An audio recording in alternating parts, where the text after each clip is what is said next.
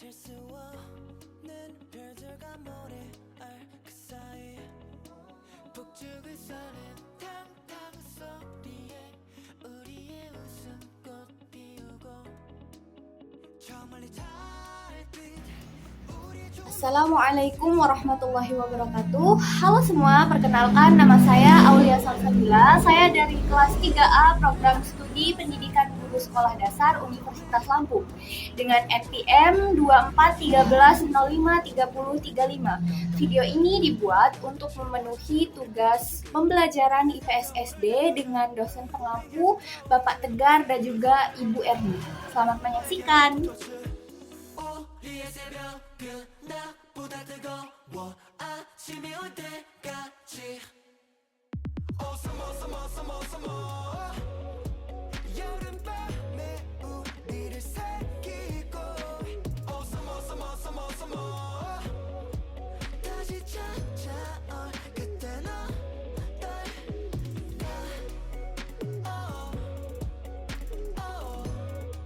그때 어떨까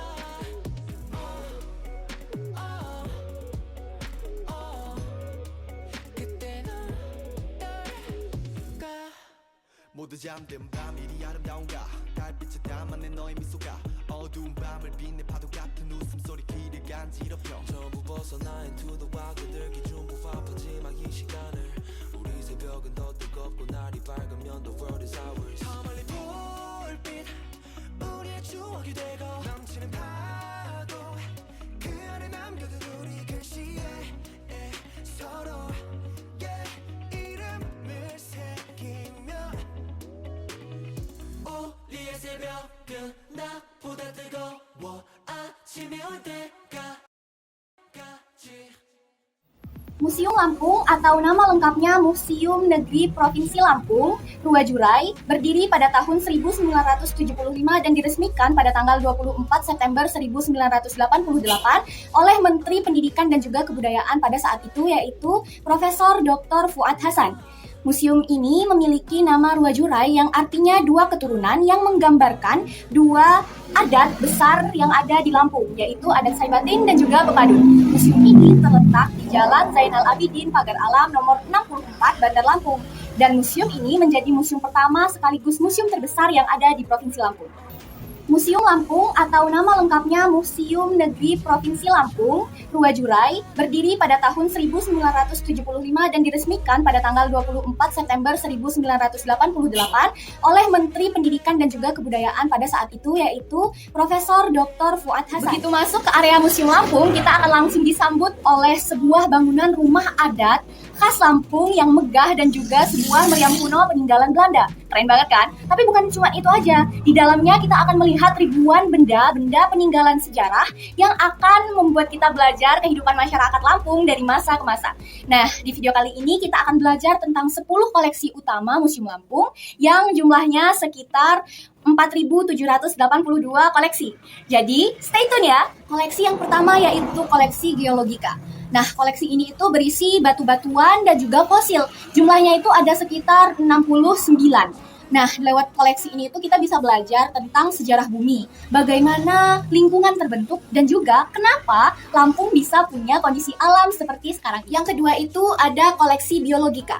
Jumlahnya sekitar 91 buah.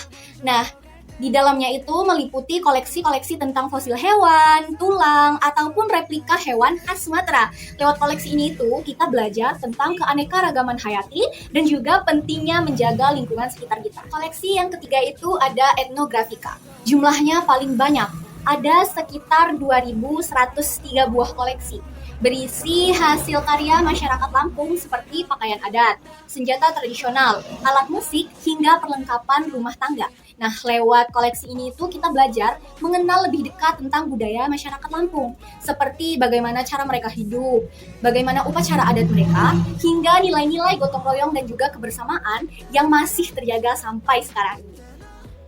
Koleksi yang keempat itu ada arkeologika. Jumlahnya ada sekitar 316 buah, berisi tentang benda-benda peninggalan sejarah Hindu-Buddha hingga masuknya Islam di Provinsi Lampung. Misalnya seperti batu berukir, patung, hingga alat-alat zaman kuno. Nah, dari koleksi ini tuh kita bisa tahu, ternyata masyarakat Lampung itu punya peradaban yang tinggi dari zaman lampau. Yang kelima itu ada koleksi historika. Jumlahnya ada sekitar 62 buah. Di koleksi ini itu berhubungan dengan sejarah perjuangan masyarakat Indonesia melawan penjajahan. Di koleksi ini itu kita bisa melihat seperti senjata, foto pahlawan, ataupun dokumen perjuangan. Nah, dari koleksi ini tuh kita diingatkan untuk selalu menghargai jasa-jasa pahlawan dan juga cinta tanah. Yang keenam itu ada koleksi numismatik dan juga heraldika. Jumlahnya ada sekitar 1.370 koleksi yang berupa uang kuno, koin, medali, dan tanda jasa pahlawan. Lewat koleksi ini tuh kita jadi tahu bagaimana sistem ekonomi dan juga lambang negara berkembang dari masa ke masa. Yang ketujuh ada koleksi filologika. Ada 47 naskah kuno yang ditulis di kulit kayu, bambu, ataupun daun lontar. Nah, naskahnya sendiri itu berisi tentang kehidupan masyarakat dan juga nilai moral yang ada di masa lampau. Nah, menarik banget kan? Jadi, selain belajar tentang kehidupan masyarakat dan juga nilai moral masa lampau itu, kita jadi belajar tentang sejarah tulisan dan juga bahasa daerah Lampung dari masa ke masa. Yang kedelapan ada koleksi keramologika. Jumlahnya ada sekitar 692 koleksi. Nah, yang terdiri dari keramik, gerabah, ataupun guci kuno. Sebagian berasal dari Lampung dan sebagian lagi berasal dari Tiongkok ataupun Eropa. Nah, dari koleksi ini kita jadi tahu bahwa ternyata masyarakat Lampung pada zaman dulu itu sudah memulai hubungan perdagangan dengan daerah dan juga negara lain. Yang kesembilan ada koleksi seni rupa. Jumlahnya sedikit, hanya sekitar 8 koleksi. Nah, walaupun sedikit, tetapi tetap memiliki nilai seni yang tinggi. Nah, contohnya itu ada diorama meletusnya Gunung Krakatau yang menggambarkan betapa dahsyatnya letusan Gunung Krakatau pada zaman tersebut.